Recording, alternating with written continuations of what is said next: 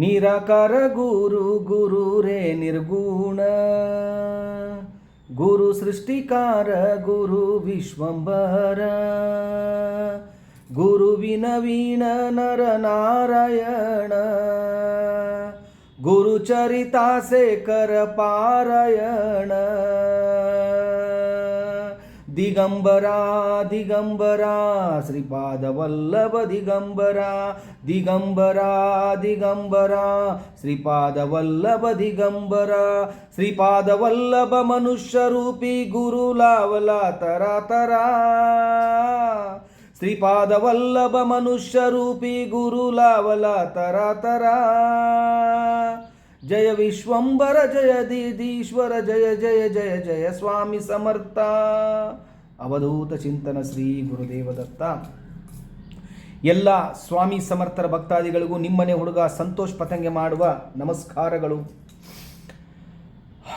ಸ್ವಾಮಿ ಮಹಾರಾಜರು ಬದುಕಿದ್ದಾಗ ಒಂದು ಮಾತು ಹೇಳೋರು, ಭ್ಯೂನಕೋ ಮೀ ತುಜೆ ಪಾಟಿಸಿ ಆಹೆ, ಅಂದರೆ ಹೆದರಬೇಡ, ನಿನ್ನ ಜೊತೆ ನಾನು ಸದೈವಾಗಿ ನಿನ್ನ ಹಿಂದೆ ಇದ್ದೀನಿ, ಬರೀ ನಿನ್ನ ನನ್ನ ನಾಮಸ್ಮರಣೆ ಒಂದು ಸಾಕು ನಿನ್ನ ಜೀವನವನ್ನು ಒಂದು ಉನ್ನತ ಮಟ್ಟಕ್ಕೆ ತೊಗೊಂಡೋಗೋಕ್ಕೆ, ನಿನ್ನ ಜೀವನವನ್ನು ಒಂದು ಅದ್ಭುತವಾಗಿ ಮಟ್ಟಕ್ಕೆ ತೊಗೊಂಡೋಗಿ ನಿಲ್ಲಿಸಿ ನಿನ್ನ ಆಗು ಹೋಗುಗಳನ್ನು ಪ್ರತಿಯೊಂದು ತಂದೆಯ ಜಾಗದಲ್ಲಿ ನಿಂತು ನಾನು ನಿನ್ನ ಒಂದು ಜೀವನ ನಡೆಸ್ತೇನೆ ಅಂಥೇಳಿ ಮಹಾರಾಜರು ಬದುಕಿದ್ದಾಗ ಮಾತು ಕೊಟ್ಟಿರ್ತಾರೆ.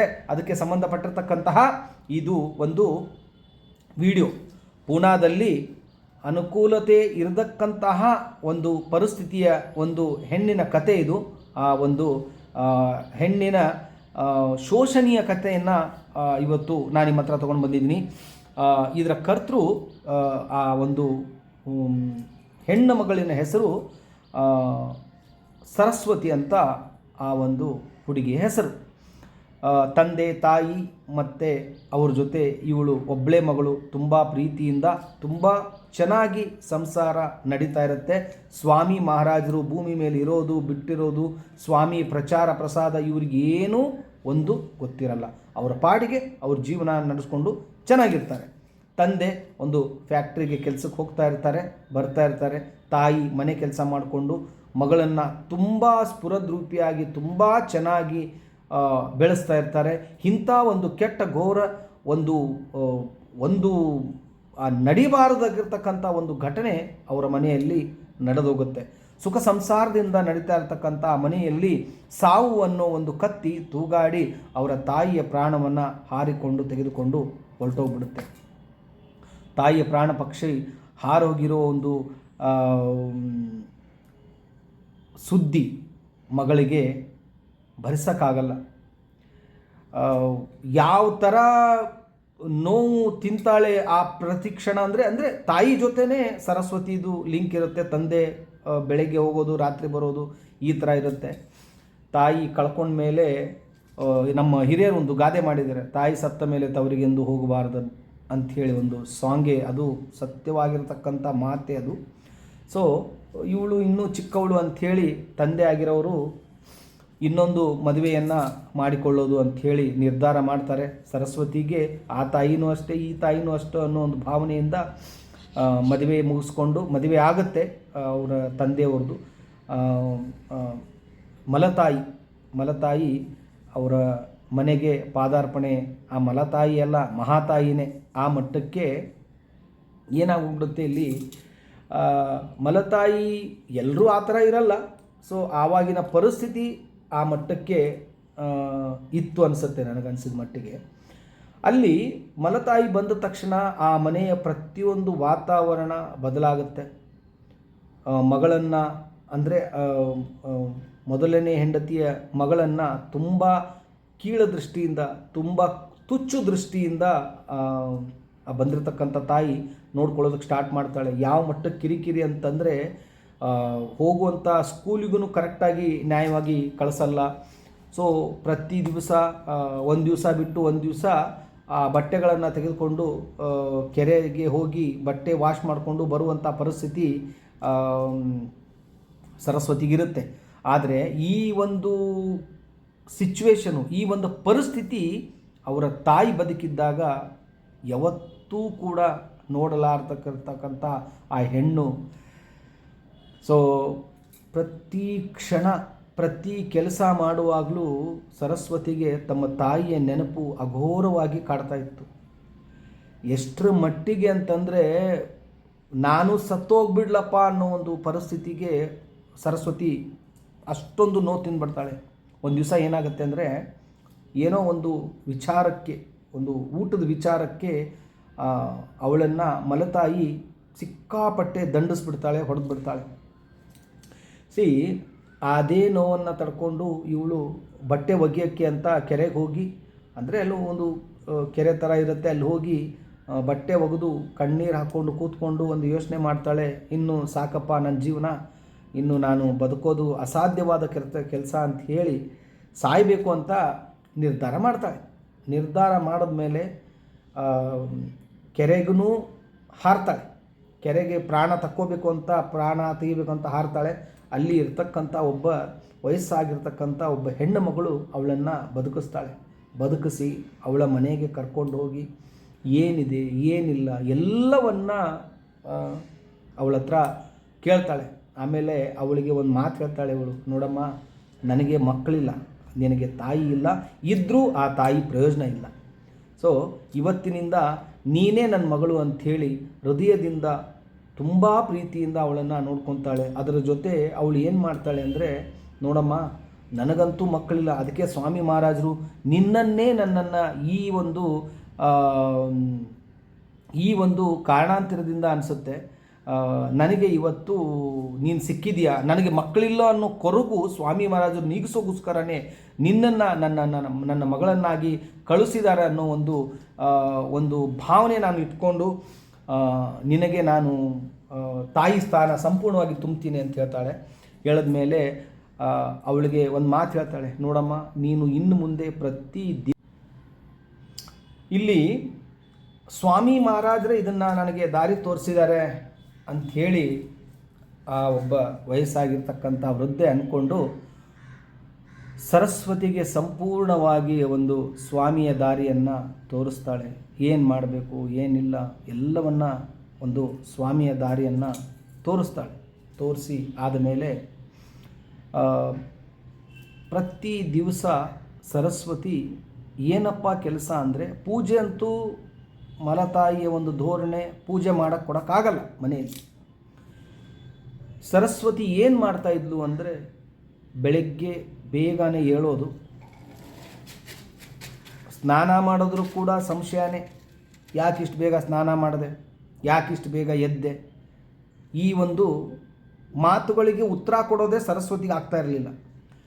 ಇವಳು ಏನು ಮಾಡ್ತಾಳೆ ಅಂದರೆ, ರಾತ್ರಿಯೇ ಒಂದು ಚಂಬು ತೊಗೊಳ್ಳೋದು, ಬೆಡ್ರೂಮಲ್ಲಿ ಇಟ್ಕೊಳ್ಳೋದು, ಮುಖವನ್ನು ತೊಳೆದುಕೊಂಡು ಒಂದು ಅಗರಬತ್ತಿ ಅಂಟಿಸಿ ಆ ಅಗರಬತ್ತಿ ಮುಂದೆ ಕೂತ್ಕೊಂಡು ಶ್ರೀ ಸ್ವಾಮಿ ಸಮರ್ಥ, ಶ್ರೀ ಸ್ವಾಮಿ ಸಮರ್ಥ ನಾಮಸ್ಮರಣೆ ಮಾಡ್ಕೊಂಡು ಹೋಗೋದು. ಇದು ಪ್ರತಿ ದಿವಸದ ಕೆಲಸ. ಇವಳಿಗೆ ಆ ಅಜ್ಜಿ ಮನೆಗೆ ಹೋಗೋದು ಅಂದರೆ ತುಂಬ ಪಂಚಪ್ರಾಣ. ಅವ್ರ ಜೊತೆ ಇವಳು ಟೈಮ್ ಸ್ಪೆಂಡ್ ಮಾಡೋದಾಗಲಿ ಮತ್ತೊಂದಾಗಲಿ. ಇಲ್ಲಿ ಏನಾಗ್ಬಿಡುತ್ತಪ್ಪ, ಇದು ಒಂದು ದಿವಸ, 2 ದಿವಸ, 3 ಇದೇ ಥರ ನಡೀತಾ ಇರುತ್ತೆ. ಒಂದು ದಿವಸ ಇವಳಿಗೆ ತುಂಬ ಅತಿಯಾಗಿ ಆಸೆ ಆಗುತ್ತೆ, ಅಜ್ಜಿ ಮನೆಗೆ ಹೋಗಬೇಕು, ನಾನು ಮಾತಾಡಬೇಕು, ಅವಳ ಜೊತೆ ಇರಬೇಕು ಅಂಥೇಳಿ. ಇವಳು ಹೋಗ್ತಾಳೆ. ಹೋಗಿ ಬರೋ ಅಷ್ಟೊತ್ತಿಗೆ ಮನೆಯಲ್ಲಿ ರೌದ್ರಾವತಾರ, ನೀನು ಎಲ್ಲಿ ಹೋದೆ ಅಂಥೇಳಿ ಸಿಕ್ಕಾಪಟ್ಟೆ ಮಲತಾಯಿ ಗಲಾಟೆ ಮಾಡಿ ಅವಳನ್ನ ಹೊಡೆದು, ಇನ್ನು ಮುಂದೆ ನೀನು ಯಾವುದೇ ಕಾರಣಕ್ಕೂ ಕೂಡ ನೀನು ಮನೆಯಿಂದ ಹೊರಗಡೆ ಹೋಗಬಾರ್ದು ಅಂಥೇಳಿ ಜಗಳ ಮಾಡ್ತಾಳೆ. ಜಗಳ ಮಾಡಿ ಸರಸ್ವತಿ ಊಟ ಇಲ್ಲದೇ ಅವತ್ತು ಹಾಗೆ ಮಲಗ್ತಾಳೆ. ಮಲಗಿದ ತದನಂತರ ಅವತ್ತು ಪೂರ್ತಿ ನೈಟು ಇವಳಿಗೆ ನಿದ್ದೆನೇ ಬರಲ್ಲ. ಕಾರಣ ಏನು ಅಂದರೆ, ಸ್ವಾಮಿಯ ದಾರಿ ತೋರಿಸಿರ್ತಕ್ಕಂಥ ಅಜ್ಜಿ ಮನೆಗೆ ನನಗೆ ಹೋಗೋಕ್ಕಾಗಲ್ವಲ್ಲ, ನಾನು ನನ್ನ ನೋವನ್ನ ಯಾರ ಹತ್ರ ಹಂಚ್ಕೊಳ್ಬೇಕು, ನಾನು ಯಾರ ಜೊತೆ ಪ್ರೀತಿಯಿಂದ ಮಾತಾಡಬೇಕು. ತಂದೆ ನೋಡಿದ್ರೆ ಕೆಲಸಕ್ಕೆ ಹೋಗ್ತಾನೆ, ಈ ಅಮ್ಮ ನೋಡಿದ್ರೆ ಇದ್ದೂ ಇಲ್ದಂಗೆ, ಈ ಥರ ಒಂದು ನೋವಲ್ಲಿ ಸತತ ನಾಮಸ್ಮರಣೆಯನ್ನು ಮಾಡ್ತಾಳೆ. ಪೂರ್ತಿ ರಾತ್ರಿ ಕೂತ್ಕೊಂಡು ನಾಮಸ್ಮರಣೆ ಮಾಡ್ತಾಳೆ. ಬೆಳಿಗ್ಗೆ ಎದ್ದು ಬೆಳಗಿನ ಜಾವ ಇವಳಿಗೆ ನಿದ್ದೆ ಬರುತ್ತೆ, ನಿದ್ದೆ ಮಂಪ್ರಲ್ಲಿ ಮಲ್ಕೊಂಡ್ಬಿಡ್ತಾಳೆ. 9 ಗಂಟೆಗೆ ಎದ್ದಾಗ ಅವರ ತಾಯಿ ಬಂದು ಟೈಮ್ ನೋಡಿದ ತಕ್ಷಣ ಇವಳು ಅಂದ್ಕೊತಾಳೆ, ಮತ್ತೆ ತಿರ್ಗಾ ಗಲಾಟೆ ಸ್ಟಾರ್ಟ್ ಮಾಡ್ತಾಳೆ ತಾಯಿ ಅಂಥೇಳಿ ಅನ್ನೋ ಒಂದು ನೋವಿನಿಂದ ಬಾಗಿಲವನ್ನು ಓಪನ್ ಮಾಡಿ ಹೊರಗಡೆ ಬರ್ತಾಳೆ ಸರಸ್ವತಿಗೆ ಒಂದು ಅಚ್ಚರಿ ಕಾದಿರುತ್ತೆ ಅಲ್ಲಿ. ಏನಪ್ಪ ಅಂತಂದರೆ ಅವಳ ಸರಸ್ವತಿಯವರ ಮಲತಾಯಿಯ ಬಾಯಿಂದ ಒಂದು ಮಾತು ಬರುತ್ತೆ, ಇಲ್ಲ ನೀನು ಇನ್ನು ಮುಂದೆ ಅಜ್ಜಿ ಮನೆಗೆ ಹೋಗ್ಬೋದು, ಮನೆಯಲ್ಲಿರ್ತಕ್ಕಂಥ ಎಲ್ಲ ಕೆಲಸವನ್ನು ಮುಗಿಸ್ಕೊಂಡು ನಿನಗೆ ಎಷ್ಟೊತ್ತಾಗುತ್ತೋ ಅಷ್ಟು ಕೂತ್ಕೊಂಡು ಬಾ, ಯಾವುದೇ ಕಾರಣಕ್ಕೂ ಮನೆ ಕೆಲಸ ಬಾಕಿ ಇಡಬೇಡ ಅಂಥೇಳಿ ಅದು ಒಂದು ವಿಚಾರ ಆಗುತ್ತೆ. ತದನಂತರ ಇಲ್ಲಿ ಇಷ್ಟೆಲ್ಲ ಮುಗುತ್ತೆ, ಅಜ್ಜಿ ಮನೆಗೆ ಇವಳು ಹೋಗೋದು ಬರೋದು ಇರುತ್ತೆ, ಎಲ್ಲನೂ ಆಗುತ್ತೆ. ಅದಾದ ಮೇಲೆ ಅಜ್ಜಿ ಅವಳಿಗೊಂದು ವಿಚಾರವನ್ನು ಹೇಳ್ತಾಳೆ, ನೋಡಮ್ಮ, ನೀನು ಇಲ್ಲಿ ಬಂದು ನನ್ನ ಜೊತೆ ಇದ್ದು ಟೈಮ್ ಪಾಸ್ ಮಾಡೋ ಬದಲು ನೀನು ಸ್ವಾಮಿಯ ನಾಮಸ್ಮರಣೆ ಮಾಡ್ಬೋದು ಒಂದು, ಇಲ್ಲ ಅಂತಂದರೆ ಸಾಯಂಕಾಲ ಒಂದು 5 ಗಂಟೆಯಿಂದ ಒಂದು 9 ಗಂಟೆವರೆಗೂ ನೀನು ಎಲ್ಲಾದರೂ ಕೆಲಸಕ್ಕೆ ಹೋಗ್ಬೋದು ಅನ್ನೋ ಒಂದು ಮನಸ್ಸಿನ ಸ್ಥಿತಿಗತಿಯನ್ನು ಅವಳ ಮನಸ್ಸಿನಲ್ಲಿ ಅಜ್ಜಿ ತುಂಬ್ತಾಳೆ. ತದನಂತರ ಇದನ್ನು ಹೇಳೋದು ಹೇಗೆ, ಇದನ್ನು ಹೇಳೋರು ಯಾರು, ಮಲತಾಯಿ ಇದಕ್ಕೆ ಒಪ್ತಾಳ. ಇಲ್ಲಿ ಇದನ್ನು ಏನು ಮಾಡೋದು, ಯಾವ ಥರ ಇದಕ್ಕೆ ಉಪಾಯ ಹುಡುಕಬೇಕು ಅಂಥೇಳಿ ತುಂಬ ತಲೆ ಕೆಡಿಸ್ಕೊತಾರೆ ಇಬ್ಬರು. ಆದರೂ ಅದು ಏನು ಮಾಡಿದ್ರೂ ತಲೆಗೆ ಹೋಗಲ್ಲ. ಒಂದು ದಿವಸ ಏನಾಗುತ್ತೆ, ಅಜ್ಜಿನೇ ಅವ್ರ ಮನೆಗೆ ಹೋಗ್ಬಿಟ್ಟು ಅವರ ತಾಯಿ ಜೊತೆ ಮಾತಾಡ್ತಾ ನೋಡಿ, ನಿಮ್ಮ ಮಗಳು ನನ್ನ ಮನೆಗೆ ಬಂದು ಟೈಮ್ ವೇಸ್ಟ್ ಮಾಡ್ತಾ ಇದ್ದಾಳೆ, ನನ್ನ ಪರಿಚಯದವ್ರದ್ದು ಒಬ್ಬರದ್ದು ಅಂಗಡಿ ಇದೆ, ಅಲ್ಲಿ ಆ ಸಮಯಕ್ಕೆ ಅವಳು ಹೋಗಿ ಕೆಲಸ ಮಾಡಿ ಒಂದು 3 ತಾಸು ಕೆಲಸ ಮಾಡ್ಕೊಂಡು ಬಂದರೆ ಏನೋ ತಕ್ಕ ಮಟ್ಟಿಗೆ ದುಡ್ಡು ಬರುತ್ತೆ, ಆ ದುಡ್ಡು ನಿಮ್ಮ ಕೈ ಸೇರುತ್ತಲ್ಲ ಅನ್ನೋ ಒಂದು ಹುಳ ಅವಳ ಮಲತಾಯಿಯ ಮೈಂಡಲ್ಲಿ ಬಿಡ್ತಾಳೆ. ಸೊ ಹೌದಲ್ಲ ಇದು ಅಂಥೇಳಿ ಏನು ಮಾಡ್ತಾಳೆ, ಅದಕ್ಕೆ ಅವಳು ಒಪ್ಪಿಗೆ ಕೊಡ್ತಾಳೆ. ಸೊ ಇದು ಎಲ್ಲನೂ ಸ್ವಾಮಿ ಸಮರ್ಥರದೇ ಇದು ಒಂಥರ ಆಟ ಅಂತ ಅನ್ಕೋಬೋದು. ಇಲ್ಲಿ ಏನಾಗುತ್ತಪ್ಪ ಅಂತಂದರೆ, ಕೆಲಸಕ್ಕೆ ಬರ್ತಾರೆ. ಒಂದೇನೋ ಒಂದು ಶಾಪ್ ಇರುತ್ತೆ, ಇವಳು ನೋಡೋಕ್ಕೆ ತುಂಬ ಸರಸ್ವತಿ ತುಂಬ ಚೆನ್ನಾಗಿರ್ತಾಳೆ, ಅದರಲ್ಲಿ ಎರಡನೇ ಮಾತಿಲ್ಲ.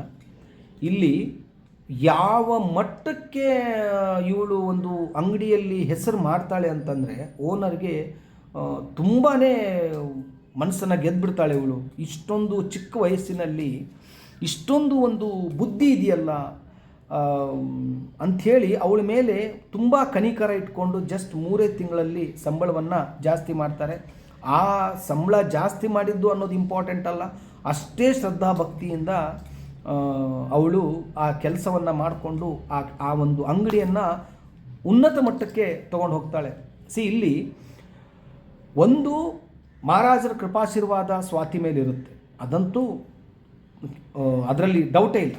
ಇಲ್ಲಿ ಏನಾಗೋಗುತ್ತೆ ಇನ್ನೊಂದಪ್ಪ ಅಂತಂದರೆ, ಎಲ್ಲೋ ಓನರ್ ಮನಸ್ಸಿನಲ್ಲಿ ಇಂಥ ಹೆಣ್ಮಗಳು ನನ್ನ ಮಗನಿಗೆ ಮದುವೆಯಾಗಿ ಸೊಸೆಯಾಗಿ ಬಂದರೆ ನನ್ನ ಇಡೀ ಈ ಒಂದು ಕೆಲಸವನ್ನು ಜವಾಬ್ದಾರಿಯಾಗಿ ನಿಭಾಯಿಸ್ಬೋದಲ್ಲ. ಬಟ್ ಈಗಿನ ಕಾಲದಲ್ಲಿ ಅಷ್ಟೊಂದು ಸಲೀಸಿಲ್ಲ ಇದು, ಇವಾಗಿನವರು ಅಷ್ಟೊಂದು ಮೈಂಡ್ ಸೆಟ್ ಇರಲ್ಲ, ಇದು ನಡೆದು ಸುಮಾರು ದಿವಸ ಆಯಿತು.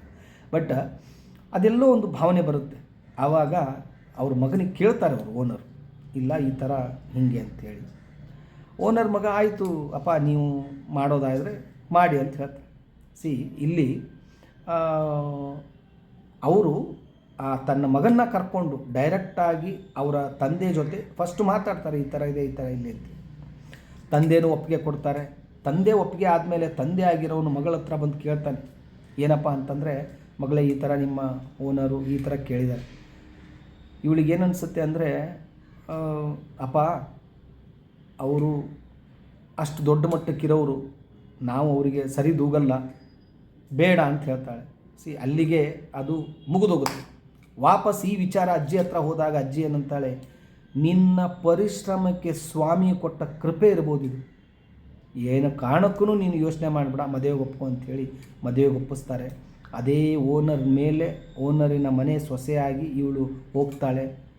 ಯಾವ ಚೇರ್ ಮೇಲೆ ಓನರ್ ಕೂತ್ಕೊತಾ ಇದ್ರೋ, ಮುಂದೆ ಕೆಲವು ದಿನಗಳ ನಂತರ ಆ ಅಂಗಡಿಯ ಸಂಪೂರ್ಣ ಜವಾಬ್ದಾರಿ ಇವರು ಸರಸ್ವತಿ ಅವಳು ವಹಿಸ್ಕೊತಾಳೆ. ನೋಡಿ, ಇಲ್ಲಿ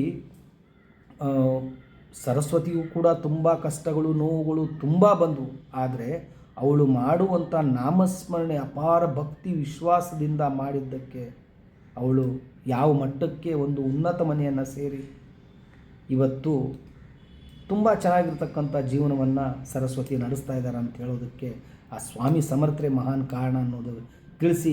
ನಿಮ್ಮ ಏನೇ ಸಮಸ್ಯೆ ಇದ್ದರೂ ಕೂಡ ಸ್ಕ್ರೋಲ್ ಮೇಲೆ ನನ್ನ ನಂಬರ್ ಬರ್ತಾ ಇರುತ್ತೆ, ಆ ನಂಬರ್ಗೆ ನೀವು ಕರೆ ಮಾಡ್ಬೋದು ಅಂತ ಹೇಳ್ತಾ ಇಲ್ಲಿಗೆ ಈ ಒಂದು ಕಥೆಯನ್ನು ಮುಗಿಸ್ತಾ ಇದ್ದೀನಿ. ಮತ್ತೆ ಒಂದು ಹೊಸ ಕಥೆ ತೊಗೊಂಡು ನಿಮ್ಮ ಮುಂದೆ ಬರ್ತೀನಿ. ಅಲ್ಲಿವರೆಗೂ ಶ್ರೀ ಸ್ವಾಮಿ ಸಮರ್ಥ. ಜೈ ಜೈ ಸ್ವಾಮಿ ಸಮರ್ಥ.